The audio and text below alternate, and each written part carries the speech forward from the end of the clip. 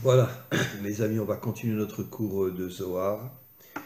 On va lire et on va expliquer. Aval beyoma de Shafta, aval beyoma Shabbat, chez Azakol ou Besod Atzilut. Quand un homme respecte le Shabbat d'une manière authentique, c'est-à-dire qu'il ne travaille pas, qu'il n'allume pas la lumière, qu'il ne prend pas sa voiture, et il est véritablement dans le Shabbat, à ce moment-là, le Shabbat monte dans le Olam de Atzilut, c'est-à-dire le monde le plus haut. Atzilut, excusez-moi. Atzilut, Bria, Yetzira, et le monde d'en bas qui est le monde de la Asiya. Mais le Shabbat monte dans le monde de Atzilut, c'est-à-dire dans le monde le plus haut. Veinu namuda de emtsaïta ou shrinte, she'em atiferet, she'be'amud de emtsaï ve'shrinta. Et donc, le Shabbat est d'une certaine manière le monde de l'unité. C'est pour ça que Amoud de Emtsaïta, qui est Tiferet, Tiferet c'est l'unité, qui se colle à la Shrina, qui se colle à la lumière de Dieu. Qu'est-ce que cela veut dire? Cela veut dire qu'en vérité, le 7e jour, c'est la Malchut. Mais la Malchut, elle a pour but d'unir le monde, d'arriver à l'unité dans le monde.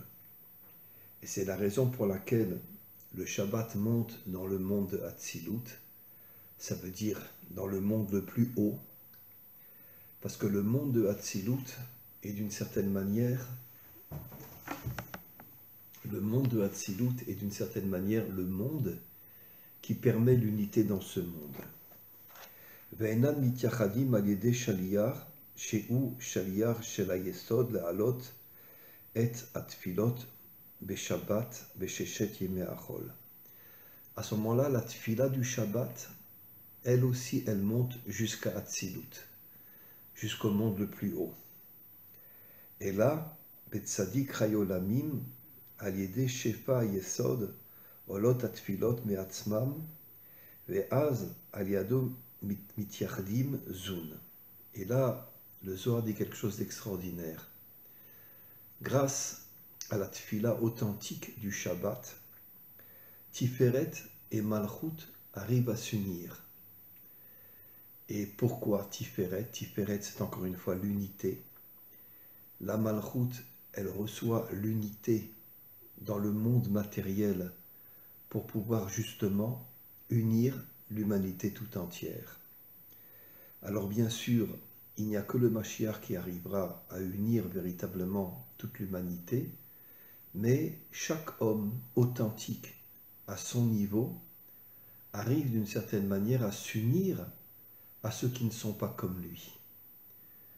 Je m'excuse de le dire, mais j'ai des milliers d'élèves qui sont des Bnei Adam, qui sont des gens à pleurer, des gens extraordinaires, des gens qui étudient la Torah, des gens qui mangent kasher, des gens qui, beaucoup se sont circoncis. Pourquoi des Bnei Adam? Parce qu'ils ont compris que finalement, toute leur mission était d'étudier la Torah. V'al yesod de Hatzilut ne'emar, she'al yedei hashefa yored ma'yesod ola hakol. Et donc, le yesod, qui est en vérité la pureté sexuelle, le yesod se colle à Tiferet, mais se colle aussi à la Malchut, pour pouvoir justement purifier la Malchut, et que la Malchut ne tombe pas dans toutes les fautes de ce monde. Je devrais faire un petit résumé très très très important. Qu'est-ce que c'est le Shabbat en vérité? Shabbat, si tu fais la valeur numérique de Shabbat, c'est en vérité Shin et Tav, 300 et 400, ça fait 700, 702. 702, si tu prends le 7 et le 2, ça fait 9. Et le 0, ça fait 90. Et comme on le sait, chaque sphira contient 10 sphirotes. Et donc, 90, c'est en vérité le Yesod, qui contient 10 sphirotes.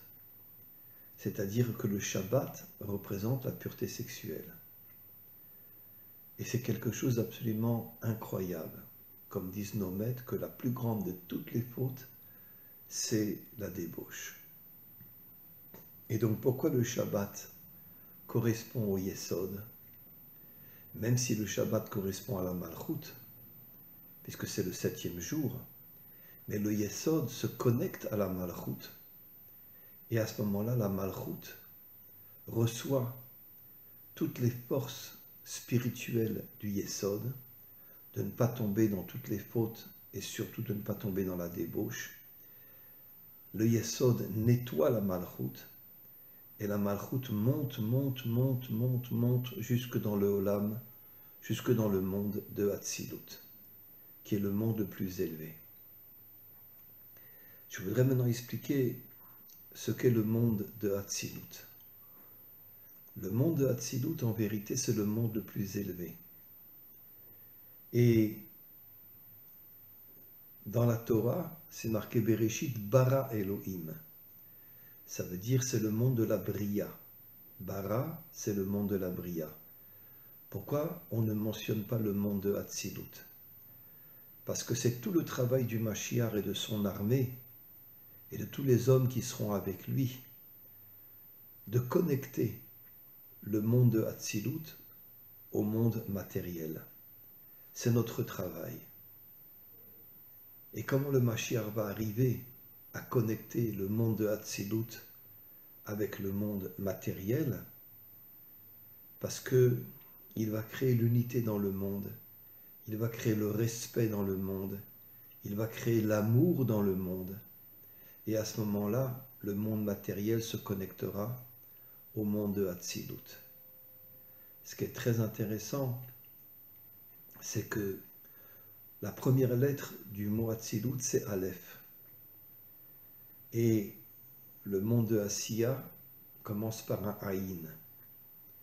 Aïn, c'est les 70 nations adamiques qui se connectent à Israël. Comme dans le mot Chesed, 72, 70 nations adamiques, Israël et Dieu. Les 70 nations adamiques reviendront complètement vers Dieu. Et comme Israël, ils étudieront la Torah, ils feront beaucoup de commandements divins, parce que les 70 nations adamiques sont des descendants d'Adam et Ève. Adam et Ève feront une teshuva inimaginable, puisque Adam sera le Mashiach, son épouse lui donnera des forces pour qu'il puisse justement conquérir le monde et créer l'unité dans le monde. Ils feront une teshuva absolument inimaginable. Et donc, tout le travail de l'homme, c'est de se connecter à Hatzilut. C'est pour ça que la Torah ne commence pas par le mot Hatzilut, pour bien nous faire comprendre que c'est le travail de l'homme de connecter Hatzilut et la Malchut. Dans le monde de Hatzilut, l'attribut divin le plus haut, c'est Keter. Et donc, comme le Rabbi de Lubavitch l'explique, là, le monde matériel va monter jusqu'au Keter, le Keter de Hatzilut. Il va recevoir, la Malchut va recevoir la couronne du Keter, puisque Keter veut dire couronne, et à ce moment-là, la Malchut reviendra vers Dieu. On va continuer. Aïnou Yesod Anikra Kanaf. Pourquoi le Yesod s'appelle une aile? Parce qu'en vérité, un oiseau, il monte en haut et il monte en bas. C'est un code, bien évidemment. Ça veut dire que quand un homme risque de tomber dans la faute, à ce moment-là, il s'écarte de ce monde et il monte en haut. Il monte dans les mondes supérieurs. les mondes supérieurs lui donnent une force inimaginable qui lui permet justement de ne pas tomber dans toutes les fautes de ce monde. Dibur detzluta, dibur shel tfila, haole beshabbat al yede shefa yesod anishpa beshabbat. Et là, le Zohar dit quelque chose d'extraordinaire. La tfila de la semaine n'est pas liée au yesod, mais le Shabbat, puisque on a expliqué que le Shabbat c'est 90, c'est en vérité le yesod. Le Shabbat, la Malchut se connecte au yesod, et à ce moment-là, la Malchut est purifiée complètement, parce que un homme authentique, le Shabbat, il étudie la Torah, il prie, il a 3 repas qui sont des repas extraordinaires. Et c'est justement pour cette raison-là qu'il est avec son épouse, il est avec ses enfants, et qu'il ne tombe pas.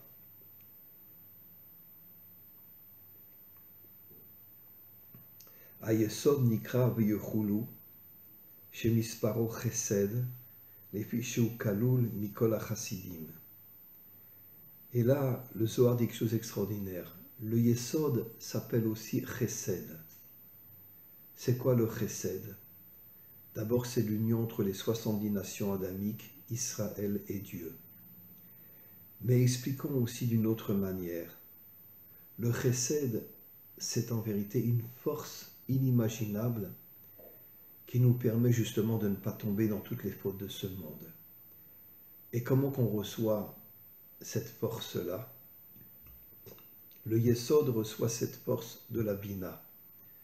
Comme on le sait, la Bina contient des forces inimaginables, et c'est comme ça que justement que l'homme ne tombe pas. Shal yedei yichud shte shemot, grâce à l'union entre le Yesod et la Malchut, à ce moment-là, le Shabbat, on chante, comme on le sait, on chante des chansons juives, des chansons authentiques à la table du Shabbat. Et même pendant la Tfila, il y a des chansons aussi, c'est-à-dire des nigunim, ça veut dire des airs que l'on chante aussi. Et donc, en vérité, le Shabbat, c'est le shir. C'est-à-dire, en vérité, le shir veut dire la chanson. Mais le Shabbat, on chante énormément à table de chansons dans les Zmirot, dans le livre qui s'appelle les Zmirot. Et pendant la Tfila aussi, il y a certaines chansons que l'on chante aussi. Et qu'est-ce que ça veut dire le shir? Le shir a pour valeur numérique 710. Et 710, c'est quelque chose d'extraordinaire. 7 et 1, 8. 8 et 0, 80. La Bina contient évidemment 10 sphirotes. Chaque sphira contient 10 sphirotes. Et ça fait 80. Et donc, le shir correspond à la Bina. Et la Bina, à ce moment-là, nous donne des forces inimaginables qui nous permettent, pas seulement le Shabbat, de ne pas tomber dans toutes les fautes de ce monde, mais quand on se connecte au shir, quand on se connecte au chant du Shabbat, à ce moment-là, on reçoit des forces de la Bina exceptionnelles qui nous permettent justement de ne plus tomber dans toutes les fautes de ce monde. Amaraya Meimna. Et donc, Moshe, qu'on appelle le berger de la Emouna, Sheu Natan Reshut le Rabbi Shimon Nidrosh Bemaase Merkava. Moshe est venu dans la grotte auprès de Rabbi Shimon et il lui a dit Barouriye Amaor Akadosh Sheu Rabbi Shimon. Il lui a dit Rabbi Shimon, tu es la lumière du monde. Parce que Rabbi Shimon était un homme exceptionnel. Je l'ai déjà expliqué quand il y a eu une réunion cachée, secrète, de tous les rabbinim d'Israël, la plupart des rabbinim ont dit, bon, il faut arriver à s'unir aux Romains pour qu'il n'y ait plus de massacre dans le peuple juif. Rabbi Shimon s'est levé, il a tapé sur la table, il a dit, mieux vaut mourir, être contre les Romains, que de s'unir aux Romains, et peut-être que tout Israël deviendra laïque. Parce qu'en s'unissant aux Romains, on va tomber dans la laïcité. Et donc, Rabbi Shimon a dit, mieux vaut mourir, être à côté de Dieu, et rester un homme juif authentique, plutôt que de tomber dans la laïcité. Kedel yached ba'em et akadosh baruch hu b'shrinta. Et donc Rabbi Shimon a dit, mieux vaut unir Dieu et la Shrina. La Shrina, c'est la lumière de Dieu. Et même si on meurt, on sera à côté de Dieu, parce qu'on est des hommes authentiques, des hommes vrais. Et à ce moment-là, on préparera la venue du Mashiach. Amar Raya Meimna le Eliyahu. Eliyahu Hanavi, Eliyahu le prophète, étaient aussi. Les deux qui étaient avec Rabbi Shimon, c'est Eliyahu Hanavi et Moshe Rabbeinu. Kum Eliyahu Neviya, Omed Eliyahu Hanavi, Lidrosh Ulgalot Sitre Torah. Moshe a dit Eliyahu Hanavi, dévoile à Rabbi Shimon l'intériorité des secrets de la Torah. L'irvod akadosh baruch hu b'shrinto kedei leyachdam beyichud shalem. Moshe dit à Eliyahu, si tu dévoiles l'intériorité des secrets de la Torah, tu vas pouvoir unir Dieu et la Shrina.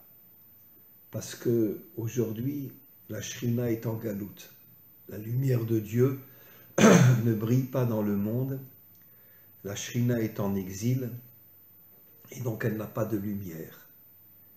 Mais Moshe Rabbeinu dit à Eliyahu, explique à Rabbi Shimon l'intériorité et les secrets profonds de la Torah de manière à pouvoir unir Dieu et la Shrina et que la lumière commence à briller dans ce monde. N'oublions pas que Rabbi Shimon était en Israël, en Eretz Israël, dans la terre d'Israël. Nos maîtres nous disent que le seul endroit où la lumière de Dieu peut se connecter à Dieu, c'est en Eretz Israël. En exil, quand Israël est dans les autres peuples, c'est absolument impossible qu'il y ait une union entre la lumière de Dieu et Dieu.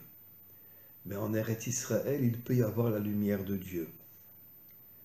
Vititorer amcha gam shar nevi'im shegam hem yigalu sodot haTorah. Et Moshe dit à Eliyahu Hanavi, sache que si tu dévoiles les secrets profonds à Rabbi Shimon pourra enseigner la Torah à ses élèves enseigneront la Torah à d'autres personnes, et à ce moment-là, tout Israël se connectera au secret de la Torah. Et à ce moment-là, la lumière de Dieu reviendra vers Dieu, et la lumière de Dieu, pour l'instant, jusqu'à la délivrance finale, brillera à l'intérieur de l'homme. Et n'oublions pas que la Shrina, c'est la Bina, c'est-à-dire c'est une lumière qui donne des forces inimaginables et qui nous permet justement de ne pas tomber dans toutes les fautes de ce monde. Je voudrais faire un résumé assez important. En vérité, quand on étudie les secrets de la Torah, pour l'instant, on n'étudie que l'extériorité des secrets de la Torah. Mais au moment de la délivrance finale, on va pouvoir se connecter à l'intériorité des secrets de la Torah. Et l'intériorité des secrets de la Torah, c'est l'infini de Dieu. Et c'est quoi l'infini de Dieu? L'infini de Dieu, c'est quelque chose qui envoie une lumière inimaginable dans ce monde. Il n'y aura plus de nuit dans ce monde. On ne sait pas encore ce que sera le monde à venir, mais il n'y aura plus de nuit dans ce monde et le monde sera dans une lumière inimaginable. Amen ve Amen.